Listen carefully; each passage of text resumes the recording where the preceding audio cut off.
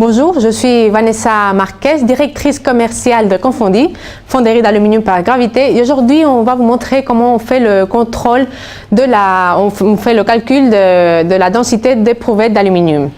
Donc, premièrement, je vais vous montrer dans un PowerPoint comment on fait le procès de ce calcul.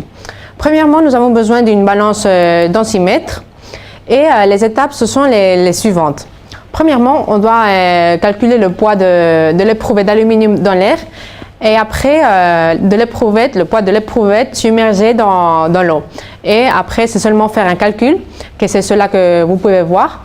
Et on obtient la densité de l'éprouvette en diviser le poids de l'air dans le poids de l'eau. Donc, on va voir maintenant dans une vidéo comment on fait ce simple procès, ce n'est pas complexe. Un ouvrier doit prendre une éprouvette d'aluminium, d'un aluminium qu'on utilise pour faire des pièces. On calcule le poids avec cette balance en l'air.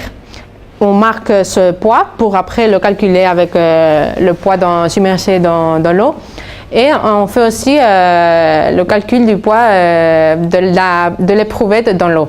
Donc, après d'avoir ces deux poids, on fait le calcul qu'on avait vu avant et on obtient la densité de l'éprouvette.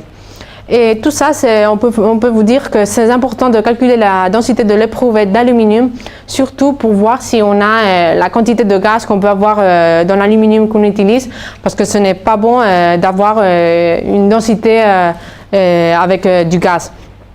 Et remarquez que la densité de l'aluminium doit être la plus proche à 2,7. Avoir une densité ne pas prochaine à ce numéro, ce ne serait pas bon.